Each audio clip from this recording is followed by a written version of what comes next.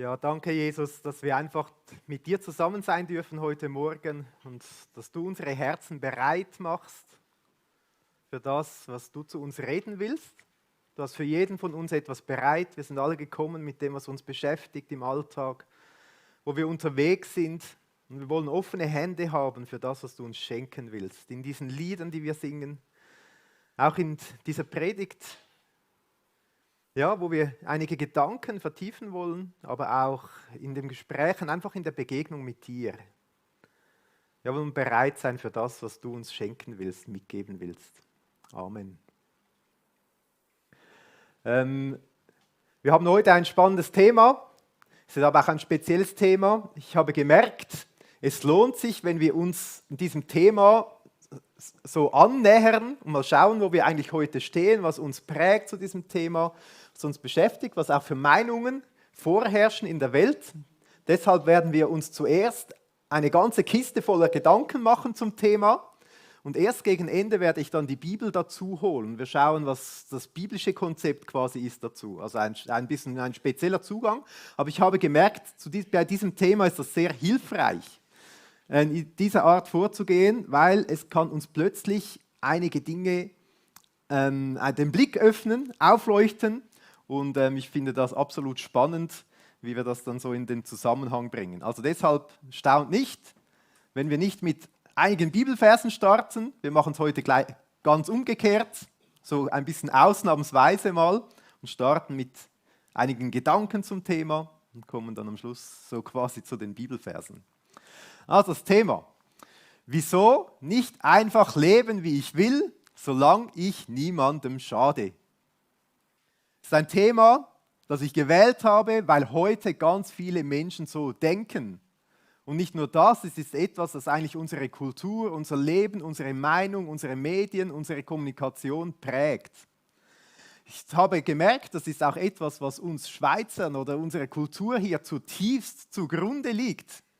Wir wollen eigentlich machen, was wir wollen, handeln, wie wir wollen, sagen, was uns gerade rauskommt. Die Menschen wollen das Geschlecht wählen, das sie wollen, dorthin verreisen, wo man will, glauben, was man will. Und oft hört man den Zusatz dann, ja, solange ich niemandem schade. Also eigentlich ist so das Ziel, die größtmögliche Freiheit für sich zu haben. Ich habe das auch mal hier notiert. Es geht eigentlich um das Thema Freiheit bei diesem Satz. Man will für sich die größtmögliche Freiheit haben, mit dieser kleinen Einschränkung, solange es dem links und rechts nicht schadet.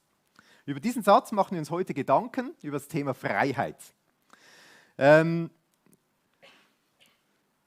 habe hier ein Zitat von Friedrich Schiller vom Rütli-Schwur, wie er das beschreibt in seinem großen Theaterstück. Dort schwören diese Urschweizer, wir wollen frei sein, wie die Väter waren. Eher den Tod, als in der Knechtschaft leben. Also ja, das ist ein Urbedürfnis, wir wollen lieber frei sein, lieber in Freiheit sterben, als irgendwelchen Herren dienen müssen. Man hat so das Gefühl, das ist zutiefst verankert in unserer Kultur. Eine Umfrage, die gemacht wurde, repräsentativ in der Schweiz unter Erwachsenen, 83% würden sagen, dass Selbstbestimmung ein fundamentales Bedürfnis ist. Das ist nicht einfach nur wichtig oder so, sondern etwas absolut Fundamentales, Grundlegendes, Entscheidendes. Im Jahr 2023 würden aber nur 61%, wobei es ist eigentlich auch noch viel, würden sagen, sie führen wirklich ein selbstbestimmtes Leben. Also sie haben viele Freiheiten, um selber zu bestimmen, wo sie unterwegs sein wollen. Ist noch spannend, bei dieser Grafik hier, die ich entdeckt habe, diese Umfrage wird jedes Jahr durchgeführt und genau 2020, wo das ganze Corona-Zeug losging, haben plötzlich 5% mehr Menschen das Gefühl gehabt, sie leben selbstbestimmt. Seit da blieb es konstant, habe ich noch interessant gefunden. Aber das wäre jetzt ein anderes Thema. Also uns Schweizern ist es absolut wichtig, selbstbestimmt leben zu können. Und wir machen extrem viel dafür, dass das irgendwie auch möglich ist. Wir wollen heute da so reingehen. Das ist etwas, was in unserer Gesellschaft verbreitet ist. Und ich will dich zum Start auch persönlich fragen. Wenn du jetzt diesen Satz für dich anwenden müsstest, wie wichtig ist das für dich? Dass du selbstbestimmt leben kannst, dass du die Freiheit hast, so zu leben, wie du möchtest, was dir wichtig ist und so weiter. Würdest du eher sagen, es ist so zwischen 1 gar nicht wichtig bis 5 oder so 6 bis 10? 10 wäre das absolut Zentralste in meinem Leben. Wo würdest du dich etwa einordnen? Wir machen eine kleine Umfrage. Wer hat sich so bei 6 bis 10 irgendwo eingeordnet? Okay, wem ist das nicht so wichtig? Es gibt Leute, denen ist das gar nicht so wichtig. Die machen, was andere sagen und finden das ganz toll. Freiheit. Es gibt so ganz positive Dinge an dieser Freiheit. Nämlich zum Beispiel, dass Randgruppen nicht unterdrückt werden, sondern auch frei politisch aktiv sein können, gleiche Bildungschancen haben, gleiche wirtschaftliche Möglichkeiten. Es ist etwas absolut Positives, dass wir eine Religionsfreiheit haben zum Beispiel. Und auch die Idee, solange es niemand schadet, zeigt ja, dass man sozial aufeinander Acht hat und nicht nur für sich alleine denkt, finde ich auch etwas sehr Positives. Aber auf der anderen Seite gibt es an diesem Grundsatz auch viele Schwierigkeiten. Wir tauchen da mal ein. In der Geschichte hat sich dieser Begriff entwickelt.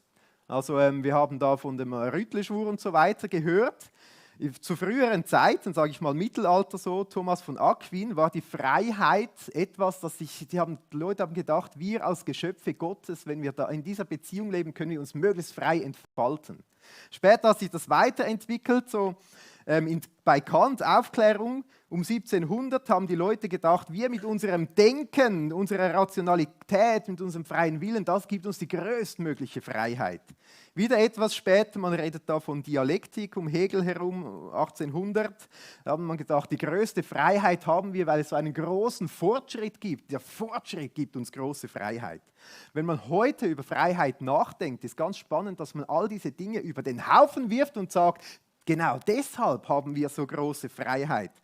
Wenn man so die Postmodernen, also die heutigen großen Denker der Zeit zusammenfassen würde, würden sie es etwa so formulieren. Wir werden als frei angesehen, weil es keine kosmische Ordnung, keine typisch menschliche Natur und keine anzuerkennende absolute Moral gibt. Heute gibt es überhaupt keine Grundlage mehr, weil das Universum selbst willkürlich und zufällig ist. Nichts hat also einen rechtmäßigen Anspruch auf uns und wir können leben, wie es uns passt.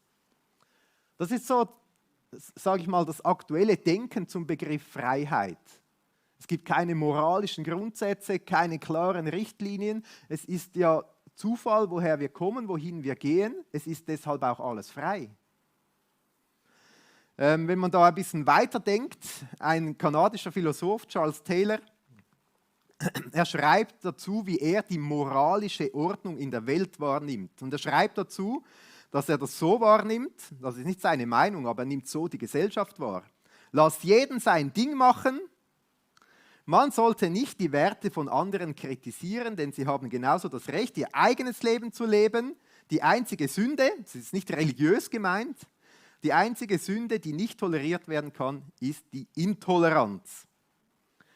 Und wir merken schnell, wir sind ja heute in einer Kirche hier, das Christentum wird dann als Feind von der Freiheit angesehen, weil dort gibt es den Anspruch, dass man sich einem Gott unterordnet. Es gibt den Anspruch auf eine gewisse Moral, auf gewisse Begrenzungen. Und das Christentum wird sagen, oh, das passt ja nicht mit unserer Idee von Freiheit überein. Wir wollen aber diese Idee von Freiheit einmal zünftig auf den Zahn fühlen. Denn es gibt tatsächlich einige Schwierigkeiten mit dieser Idee, ich will so freiheitlich leben wie nur möglich. Die erste große Schwierigkeit ist, dass es einfach nicht dem realen Leben entspricht. Also schlicht, es funktioniert eigentlich gar nicht. Ich mache ein ganz einfaches Beispiel. Da ist ein 60-jähriger Mann, der möchte jetzt sich möglichst die Freiheit nehmen, ganz viel Zeit mit seinen Enkelkindern zu verbringen. Gleichzeitig möchte er sich aber auch die Freiheit nehmen, zu essen, was er will, weil er einfach so gerne isst. Sagt ihm der Arzt, wenn du so weitermachst mit dem Essen, hast du ein großes Herzinfarktrisiko. Das heißt, in dem Moment muss er sich entscheiden. Entweder wählt er die Freiheit, möglichst viel mit den Enkelkindern zusammen zu sein und begrenzt eine andere Freiheit, Oder er wählt diese Freiheit, einfach alles zu essen und dann ist halt die Lebenszeit ein bisschen begrenzt. Und wahrscheinlich jeder normale Mensch wüsste sofort, welche Freiheit er wählen würde, oder? Also wir merken sofort, es gibt verschiedene Arten von Freiheit. Es gibt nicht einfach die eine Freiheit, sondern es gibt ganz verschiedene Freiheiten. Und jede Freiheit hat auch seine Grenzen. Also wenn wir hier von einer Freiheit, von Freiheiten reden, dann gibt es verschiedene und es gibt auch Grenzen. Schreiben wir mal Begrenzung. Und es gibt tatsächlich recht viele Grenzen. Machen wir gleich auf beiden Seiten so. Begrenzung. Das heißt, bevor wir die Bibel nehmen oder irgendwie christlich oder so darüber nachdenken, muss eigentlich jedem, der ein bisschen studiert, klar werden, absolute Freiheit gibt es nicht. Es gibt immer Grenzen. Und wir müssen uns diesen Grenzen stellen, sonst wird es grundsätzlich schwierig mit der Freiheit. Also der Mann wird wahrscheinlich auf sein Lieblingsessen vielleicht verzichten oder ein bisschen begrenzen und dann hilft das ganz viel. Also wir müssen uns fragen, nicht, wie können wir absolute Freiheit haben, sondern die Frage ist ja immer, mit welcher Freiheit habe ich das beste Leben? Was gibt mir die beste Lebensqualität? Welche Freiheit hilft mir am meisten, um so zu leben, wie es mir gefällt? Und das ist ja absolut logisch. Ein Spitzensportler zum Beispiel, der will sich die Freiheit nehmen, der Beste in seiner Sportart zu sein und nimmt dafür unglaublich viele Begrenzungen in Kauf, oder? Das müssen wir uns mal vorstellen. Und so ist es mit allen Freiheiten. Sie haben Grenzen. Jetzt könnte man ja sagen, ja gut, aber ich habe ja meine Grenzen selber gewählt. Wenn ich Spitzensportler werden will, entscheide ich mich ja in meiner Freiheit für all diese Grenzen. Es gibt aber tatsächlich ganz viele Begrenzungen, die wir gar nicht selber wählen können. Es gibt so Gegebenheiten, die sind einfach so und wenn wir uns nicht daran orientieren, dann haben wir auch keine Freiheit. Zum Beispiel, der menschliche Körper hat gewisse Grenzen. Oder? Also ich kann nicht bis 100-jährig machen, was ich will. Das klappt einfach nicht. Es gibt so Begrenzungen oder die Natur hat gewisse Gegebenheiten. Also wenn ich auf einem Aussichtsplattform bin, kann ich nicht auf die nächste Wolke spazieren, weil ich mir diese Freiheit nehmen will.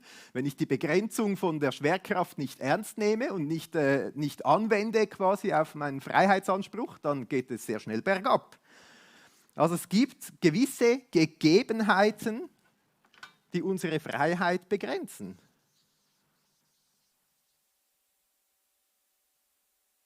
Und wir merken schnell, es hilft uns und unserer Gestaltung vom Leben, wenn wir diese Gegebenheiten akzeptieren, mitdenken, weil nur dann ist es möglich, eine gewisse Freiheit zu leben. Das ist absolut logisch. Also ich kann zum Beispiel die Grenzen, die Gegebenheiten der Grenzen von einem gesunden Leben respektieren, kann mich gesund verhalten und so weiter, was gewisse Begrenzungen hat und habe dafür die Freiheit, möglichst lang einigermaßen gesund zu leben. Oder ich kann die Begrenzungen, die Gegebenheiten von sozialen Beziehungen respektieren und in meinem Leben anwenden und habe dann die Freiheit, auch liebevolle Beziehungen zu leben. Es ist auch etwas, da muss ich nicht die Bibel nehmen, um das festzustellen, dass Freiheiten Grenzen haben. Es ist eigentlich allgemein bekannt, aber man will das wie nicht so wahrhaben. Gerade diese Woche ist eine Kultursendung publiziert worden mit einem Philosoph, Jean-Pierre Vils, ein belgischer Philosoph. Das ist mit der großen Schlagzeile, mäßigt euch, warum Verzicht zu mehr Freiheit führt. Also Grenzen, gute Grenzen geben offensichtlich mehr Freiheit. Wenn man darüber nachdenkt, kommt man auf diese Idee. Und er wird dann zitiert, dieser Philosoph, wir verstehen Freiheit als eine Erweiterung unserer subjektiven Rechte. Also ja, je mehr Rechte ich habe, desto mehr Freiheit habe ich quasi. Ich glaube, dass diese Perspektive umgekehrt werden muss. Wir können nur dann frei sein, wenn wir das kooperativ tun und uns der Einschränkungen und vielleicht auch der künftigen Verzichte bewusst sind, die die Gewährleistung dieser Freiheit überhaupt erst möglich machen. Dem steht entgegen, dass Werbung und Medien ständig versprechen, wir könnten alle Grenzen überschreiten und dadurch Lust, Befriedigung und Erfüllung finden. Finde ich noch interessant, wie dieser Philosoph sagt, dass wir eigentlich eine Prägung haben in unserer Gesellschaft. Uns wird die ganze Zeit gesagt, spreng die Grenzen, nimm so viel Freiheit, wie du kannst. Aber eigentlich funktioniert das gar nicht. Nur wenn man gesunde Grenzen hat, ist es überhaupt möglich, in gewissen Freiheiten zu leben. Also, diese Idee von absoluter Freiheit ist schwierig, weil es gibt Begrenzungen, es gibt ganz natürliche Begebenheiten. Was auch interessant ist, er sagt, wenn wir das kooperativ tun, also er sagt, es gibt auch eine Art von Kooperation. Wir Menschen sind alles so Wesen, die zusammen auch arbeiten, die miteinander unterwegs sind. Es geht gar nicht alleine, ist auch eine Art von Begrenzung. Es kommt aber wie noch etwas Zweites dazu. Wir haben ja diesen Satz, solange es niemandem schadet.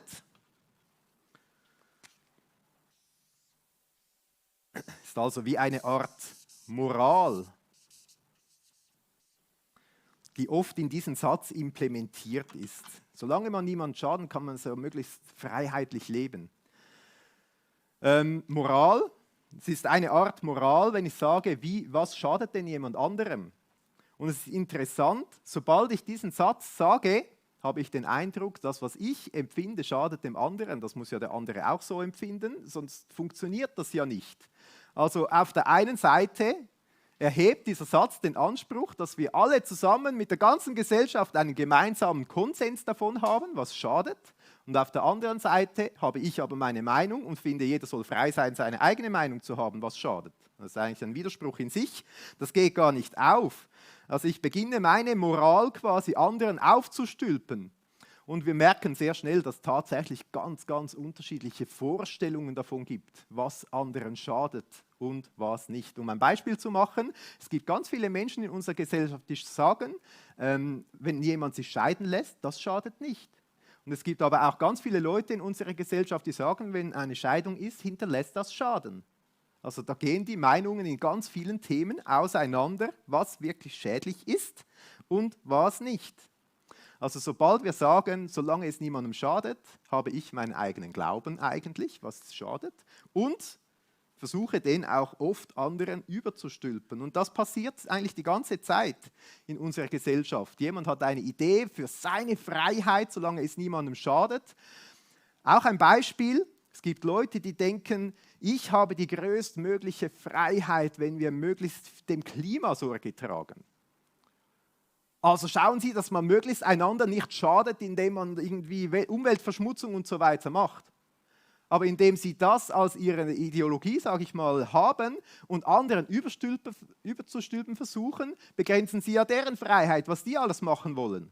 Also man hat die ganze Zeit so moralische Vorstellungen und entweder wäre man sich einig, ist man sich aber tatsächlich nicht. Und so beschneidet man die ganze Zeit die Freiheit voneinander. Es gibt noch viele weitere Beispiele. Etwas sehr, sehr Tiefgehendes. Es gibt so diese Idee von der Abtreibung, oder? Dass man sagt, ich habe die Freiheit, über meinen Körper selbst zu bestimmen. Das ist auch eine Art von Freiheit. Andere sagen, ja, du musst auch an die Freiheit von dem ungeborenen Kind denken. Das ist auch eine Freiheit, oder nicht? Da prallen die Meinungen plötzlich völlig aufeinander und es ist gar nicht so einfach, ja, solange es niemandem schadet. Es gibt ganz verschiedene Konzepte, was dann Schaden ist und was nicht. Also eigentlich ist es recht heuchlerisch, wenn wir das sagen, weil es gibt so kein einheitliches Konzept, was schadet und was nicht. Und wir dürfen nicht einfach andere Menschen in unsere Moral mit einbeziehen, sonst schaden wir deren Freiheit. Also es gibt auch ein Problem mit der Moral, wenn wir diesen Satz haben. Tatsächlich auch eine weitere Begrenzung, die ich hier noch dazu schreibe, könnte auch so eine Art Problem sein, Beziehungen.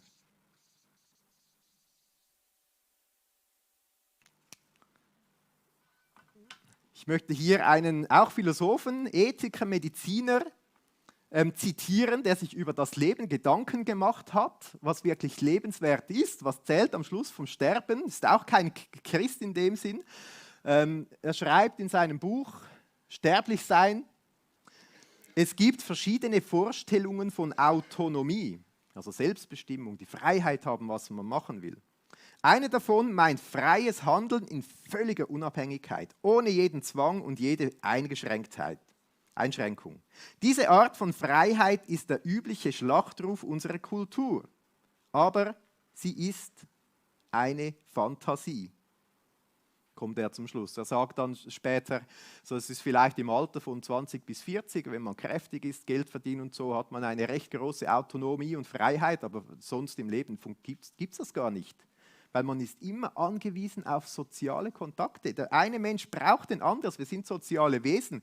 Er schreibt sogar diesen provokativen Satz, weil wir einander brauchen, gehört keiner nur sich selbst. Also das in unseren Ohren hört sich das extrem provokativ an. Oder? Wir haben gesagt, ich gehöre mir, ich entscheide für mich. Und er sagt, weil wir einander brauchen, gehören wir nicht nur uns selbst. Muss man mal überlegen. Finde ich ganz spannend. Also so diese Idee von absolut autonomer Freiheit ist eigentlich entgegen aller liebevollen Beziehungen. Ein Glücksforscher, Jonathan Haidt, hat auch ein Buch geschrieben über Glücklichkeit, die Glückshypothese. Und er hat verschiedene empirische Studien genommen, wo er untersucht, was wirklich den Menschen Glück bringt und so weiter. Und er schreibt dann über soziale Beziehungen, dass derjenige, der das hat, das zu haben, soziale Beziehungen zu haben, stärkt das Immunsystem, verlängert das Leben mehr als der Verzicht auf Rauchen, beschleunigt die Heilung nach einer Operation und reduziert das Risiko von Depressionen und Angststörungen. Wir brauchen den Kontakt und die Interaktion mit anderen. Wir brauchen das Geben und Nehmen. Wir brauchen Zugehörigkeit. Ist uns eigentlich logisch, das braucht es, um glücklich zu sein. Dann weiter. Eine Ideologie extremer Freiheit kann gefährlich sein, weil sie die Leute ermuntert, ihren Wohnort, Job oder Ehepartner zu verlassen, um persönliche und berufliche Erfüllung zu suchen, wodurch sie die Beziehungen abbrechen, die womöglich der beste Garant für diese Erfüllung gewesen wäre. Also mit anderen Worten, er sagt, das Streben nach größtmöglicher Freiheiten macht Beziehungen kaputt und das macht den Menschen nicht glücklich. Ist das die Freiheit, die wir wollen? Mit anderen Worten, Liebesbeziehungen zu leben, ist das nicht eigentlich das Befreiendste, was es gibt, obwohl es mit unglaublich großen Einschränkungen verbunden ist? So eine gegenseitige Liebesbeziehung, wo ich meine Bedürfnisse, meine Freiheiten zurückstelle, wo ich mich freiwillig beschränke und der andere das auch tut. Eine sehr eingeschränkte Sache, die aber eine mega große Freiheit hat. Also wenn ich zum Beispiel am Freitagabend nach der Arbeit das Gefühl habe, ich möchte jetzt gerne in die Berge zum Wandern gehen, dann nehme ich den Zug und fahre in die Berge und so und plötzlich ruft meine Frau an und sagt, ja, wann kommst du nach Hause? Ist ein bisschen besorgt, oder? Ist etwas passiert? Und so ich sage, ja, weißt du, ich gehe jetzt wandern, ich habe Lust und ich darf machen, was ich will, ich habe meine Freiheiten und so weiter. Dann wird es plötzlich ganz still am Telefon. Und was die Liebe betrifft, ist sehr ein frostiger Zustand dann, oder? Also höchster Wert, Freiheit oder Liebe, irgendwie schneidet sich das. Etwas weiteres, wenn wir über Freiheit nachdenken, man könnte noch ganz viel nachdenken, es gibt ganze Bücher, aber etwas will ich noch sagen, wenn man über Freiheit nachdenkt, was einem sofort plötzlich klar wird. Ich sage, ja gut, ich will meine Freiheit leben, so gut ich kann, mit all meinen Möglichkeiten. Zum Beispiel nehme ich mir die Freiheit, meine Karriere, das ist mein größter Wunsch, das will ich perfektionieren, diese Freiheit nehme ich mir und ich investiere alles, ich nehme die Grenzen von mir aus in Kauf und so weiter, was Ausbildung und so weiter betrifft. Oder ich nehme eine andere Freiheit, ich will möglichst die Freiheit haben, viele gute Beziehungen zu leben mit meinen Kumpels oder in meiner Familie. Da will ich meine größte Freiheit haben, diese Beziehungen in der Familie mit meinen Kindern und so weiter zu leben. Oder ich will mir die Freiheit nehmen, weißt du, die Not der Menschen. Ich muss ein Hilfswerk gründen, da etwas unternehmen und ich investiere darin und so weiter. Und wenn wir so über Freiheit nachdenken, merken wir schnell, dass Freiheiten immer ein Ziel haben. Oder so ein Leitgedanke, ein Leitmotiv, etwas, wohin ich will, etwas, was für mich das Wichtigste, das Größte ist. Und da will ich auch die größte Freiheit haben. Und wenn man schlau ist, merkt man, okay, ich bin ja gar nicht so frei. Ich lasse mich ja leiten von etwas. Ich lasse mich vielleicht sogar beherrschen von einer Idee. Von der Idee, ich muss die Freiheit haben in Beziehungen und so weiter. Vielleicht sagt jetzt einer, ja, aber stopp. Ist ja alles nicht so tragisch, weil ich kann das ja frei wechseln. Ich kann die Freiheit haben da und da und da.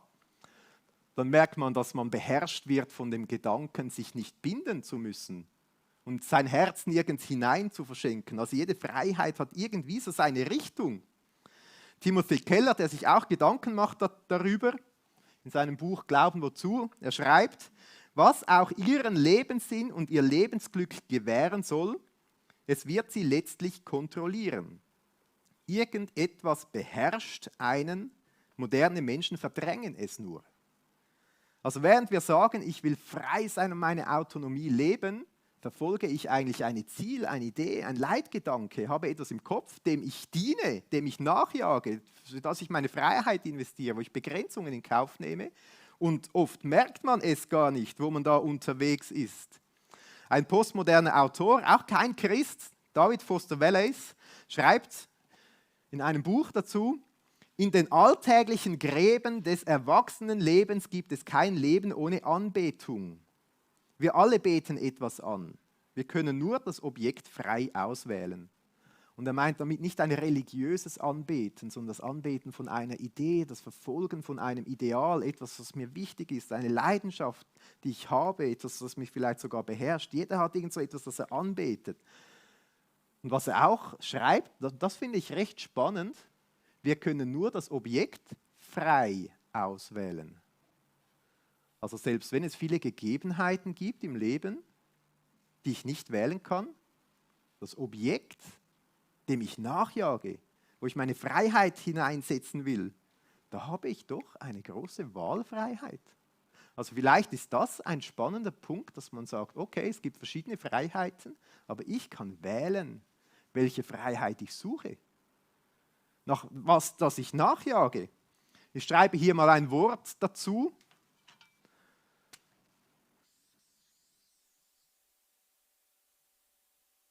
Quasi was mein Herr ist von meiner Freiheit, was mich beherrscht, die Idee von meinem Leitgedanken. Da habe ich eine große Wahlfreiheit. Kann auch schwierig sein. Ein anderer Philosoph, Jean-Paul Sartre, er schreibt, der Mensch ist dazu verurteilt, jetzt bin ich schon zu weit, der Mensch ist dazu verurteilt, frei zu sein. Also er sagt, wir haben diese Wahl zu überlegen, welchem Ziel, welchem Herr wir dienen wollen, was wir nachjagen wollen. Das kann auch eine Bürde sein. Wir müssen das irgendwie wählen. Manche Menschen machen das automatisch, die jagen etwas nach, ohne zu studieren, aber wir haben auch die Möglichkeit zu überlegen, was ist dieses Ziel, das ich verfolgen will. Und wir sollen uns natürlich fragen, ist diese Freiheit, die ich wähle, dem ich nachjage, ist das etwas, was mich zum Guten, das führt, was lebensfördernd ist, oder ist das vielleicht auch etwas Zerstörerisches? Und wenn wir jetzt ein bisschen weiterdenken, auch aus christlicher Perspektive, dann wage ich zu behaupten, dass so irdische Herren, irdische Ziele, denen wir nachjagen, dass die uns auch anklagen und eine gewisse Scham auslösen. Ich schreibe das mal hier bei Moral hin, Scham, Anklage,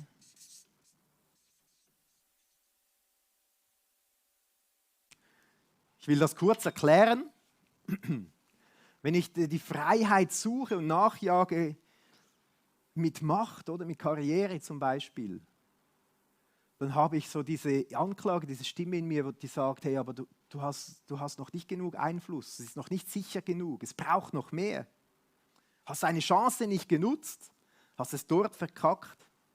Es gibt auch Leute, die jagen dem Freiheit, dem Ideal nach, ja, für den eigenen Körper, für die eigene Schönheit zu schauen.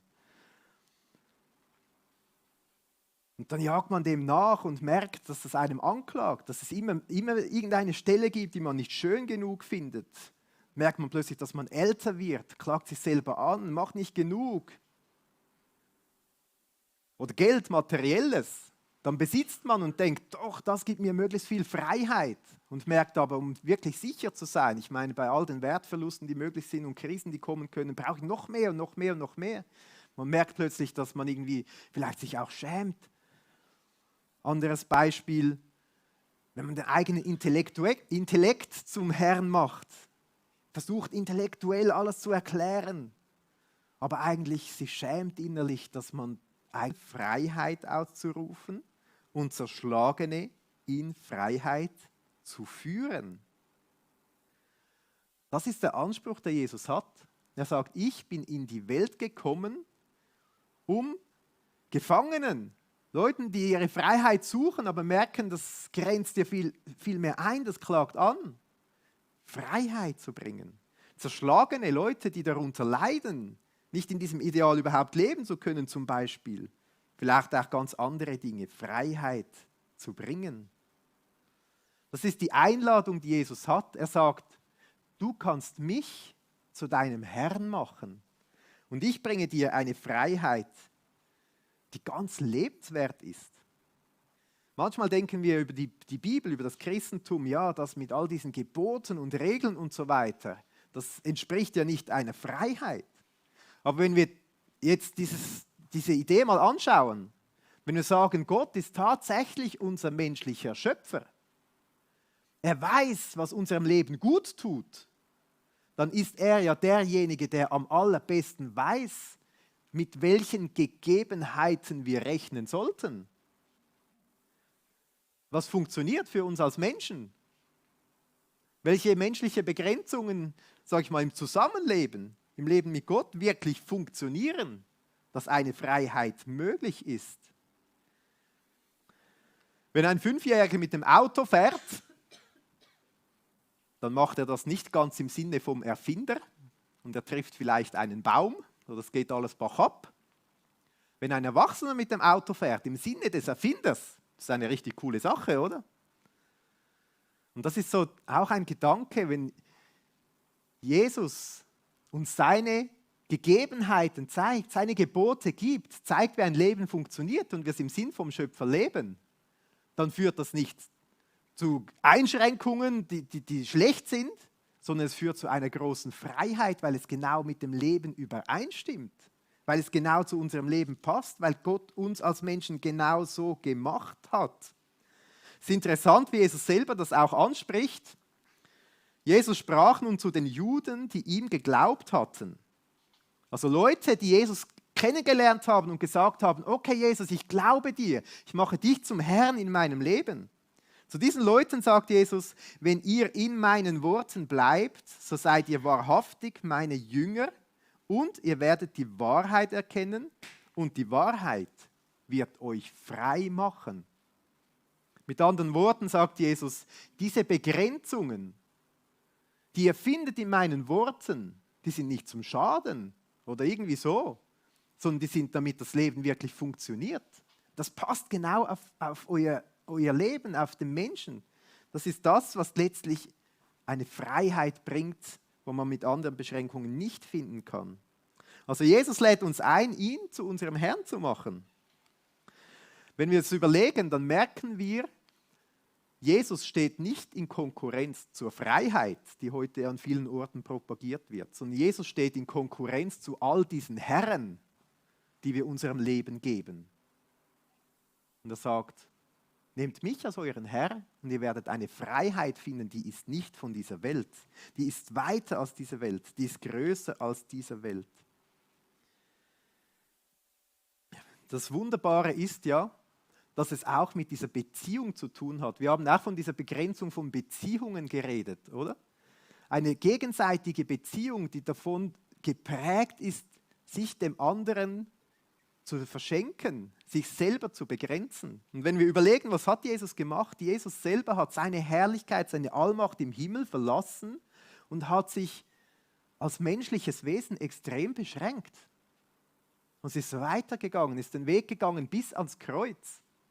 Er hat sich beschränkt für uns.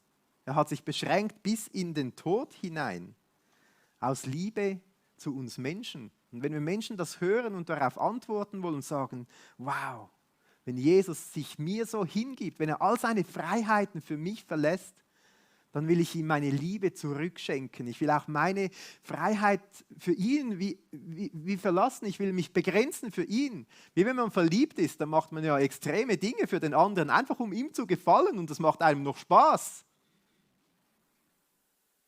Ich sage, wow, ich will Jesus gefallen. Ich will ja für Jesus leben, was er alles für mich, für Begrenzungen in Kauf genommen hat, wie er seine Freiheit aufgegeben hat. Und merke plötzlich, wie es funktioniert. merke plötzlich, wie befreiend es ist, wenn ich die Begrenzungen von Jesus annehme. Wie befreiend es ist, wenn ich die Gegebenheiten von Jesus annehme. Wie befreiend es ist, wenn ich anderen Menschen vergeben kann.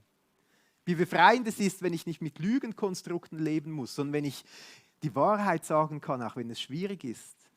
Wie befreiend es ist, dass ich mich bedingungslos geliebt weiß von diesem Gott, auch wenn andere Menschen mich mobben. Das ist der Anspruch, der Jesus hat. An einer anderen Stelle sagt Jesus, kommt her zu mir, alle ihr mühselig und Beladenen. Alle mit all diesen irdischen Herren, die so unterdrücken am Ende. Und ich werde euch Ruhe geben.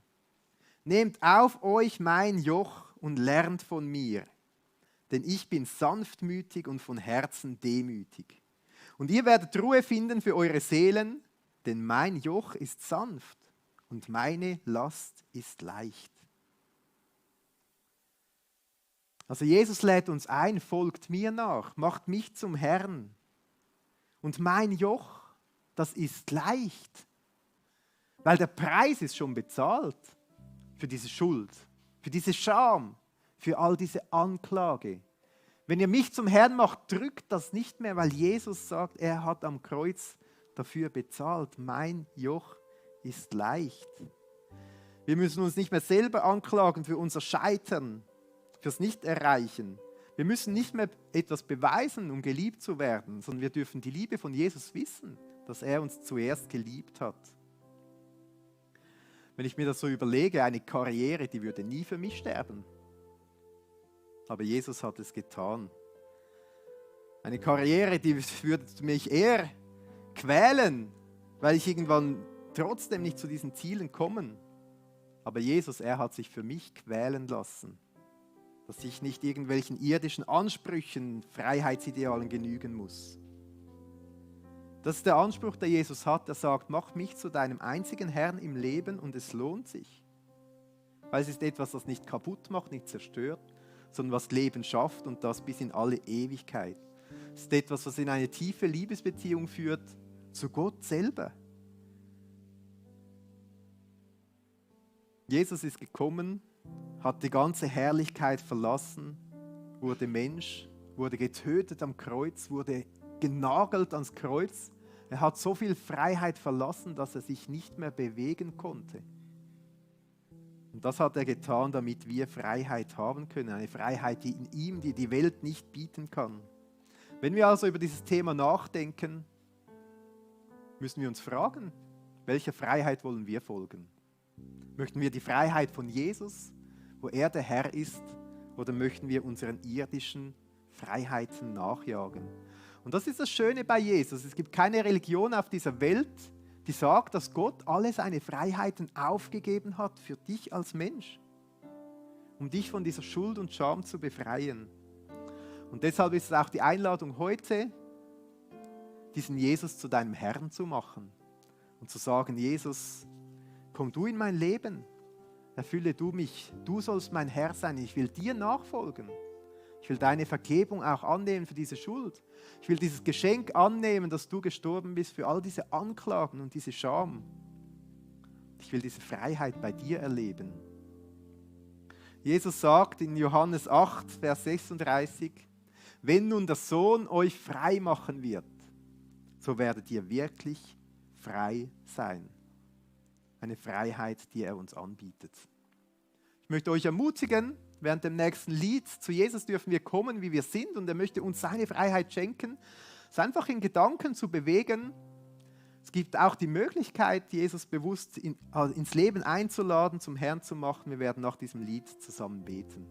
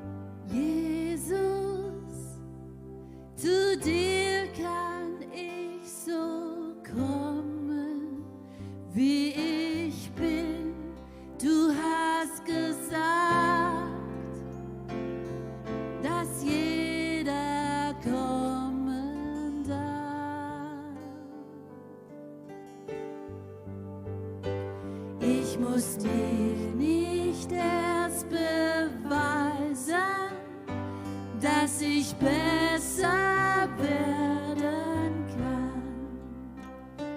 Was mich besser macht vor dir, das hast du längst am Kreuz getan.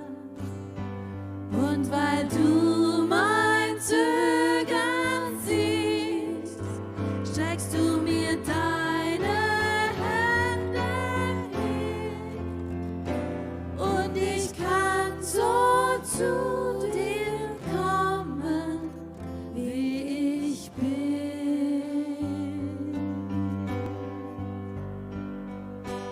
Jesus, bei dir darf ich mich geben, wie ich bin. Ich muss nicht mehr als ehrlich sein vor dir. Ich muss nichts vor dir verbergen, der mich schon so lange kennt.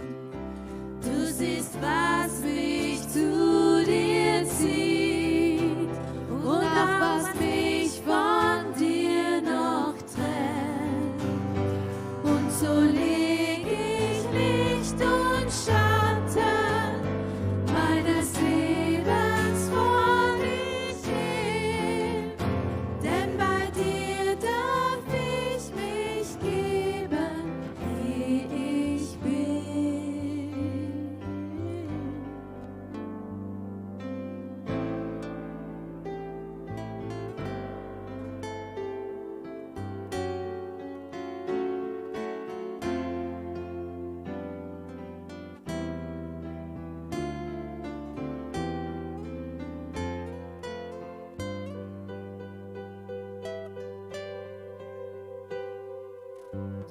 Jesus, bei dir muss ich nicht bleiben, wie ich bin.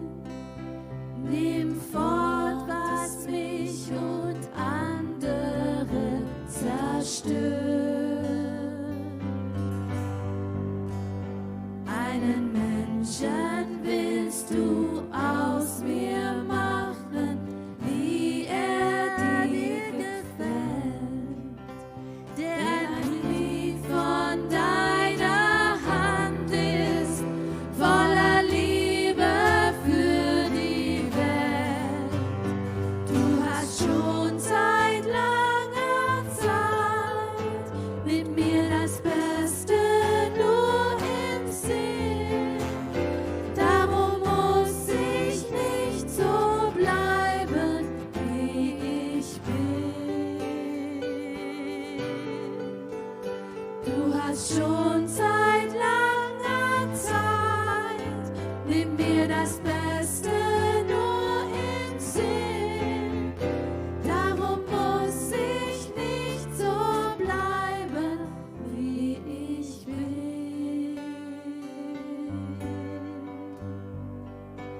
Jesus, zu dir kann ich so kommen, wie ich bin.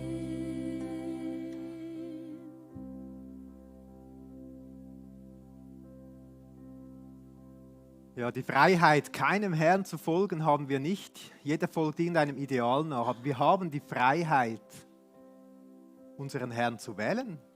Ganz freiwillig.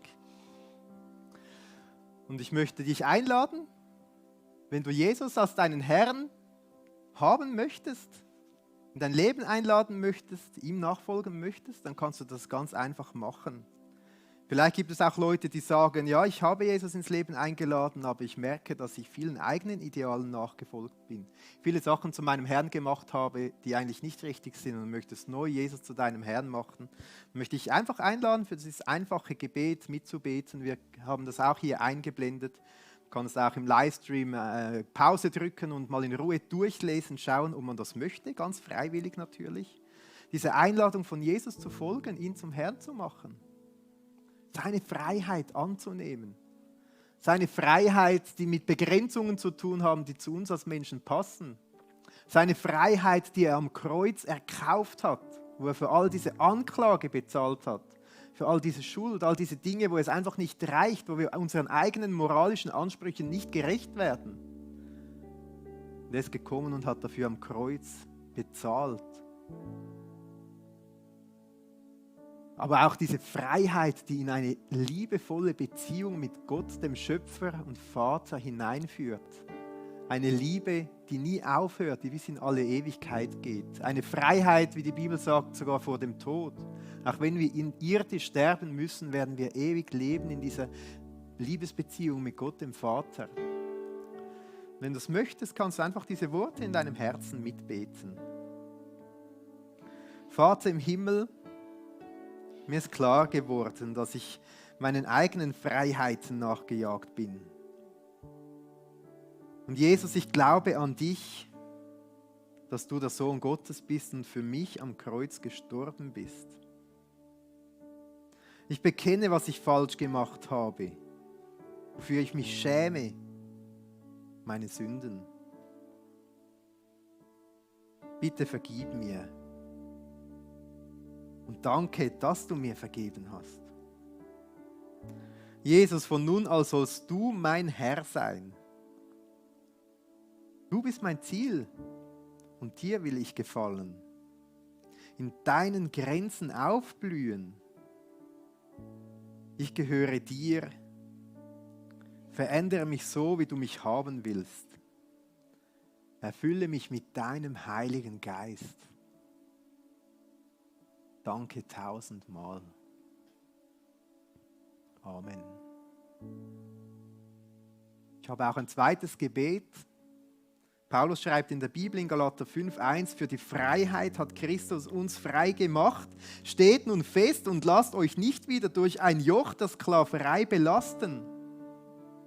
Und Jesus, vielleicht zeigst du uns heute irgendeinen Bereich im Leben, wo wir merken, dass wir deine Freiheit verlassen haben und einem anderen Herrn nachjagen.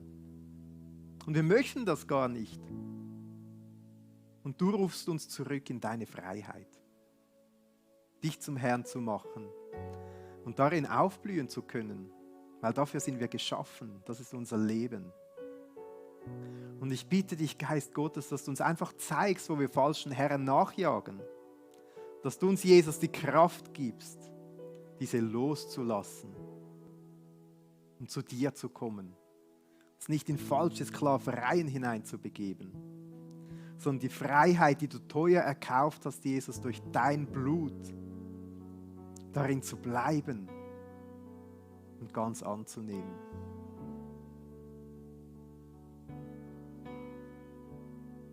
Danke, Jesus. Amen. Vielleicht hast du etwas gemerkt, wo du auch bewusst ablegen möchtest. Wir haben 2 Leute in der Ministry Time, die stehen einfach hinten mit so einem Badge Ministry Time. Das bedeutet, du darfst auf sie zugehen und sie beten einfach gerne für dich.